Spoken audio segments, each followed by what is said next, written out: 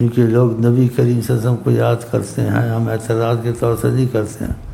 ان کا علم فہم اتنا ہے کہ وہ ماضی کے حساب سے ان کے بیان کرتے ہیں، ہم ماضی کے حساب سے نہیں کرتے ہیں، ہم کہتے ہیں ہر وقت حال میں موجود ہیں۔ انہوں نے نشست بدلی ہے، ادھر سے ادھر تشریف لے گئے بس۔ وہ حیات النبی ہے۔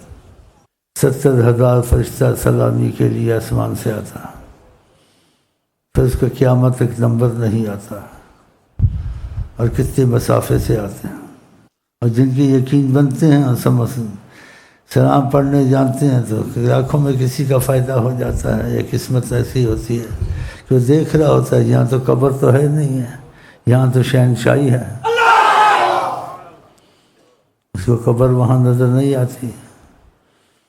اور جن کو نظر آتی ہے ان کے حساب کتاب سے بات کی گئی ہے قرآن میں، اور آقا نے کہا کلم الناس علی قدر عقولہم، لوگوں سے بات کرو جتنی ان کی سمجھ میں آئے۔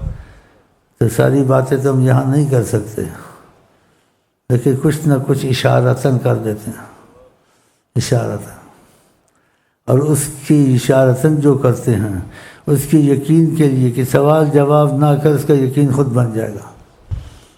مثال کے طور سے اگر سچائی سے کام کرتا ہے چاہتا یقین بن جائے کہ یہاں نبی کریم کا دخل بے پناہ ہے، لیکن بے پناہ تو پتہ تو چلے ہے کہ نہیں، وہ کیسے پتہ چلے؟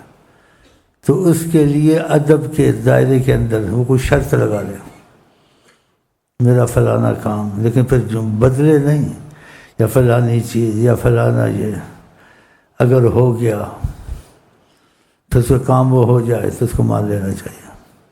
مجھ کو نہ بتائے، بتانے کی ضرورت نہیں ہے، ان کو سب پتہ ہے۔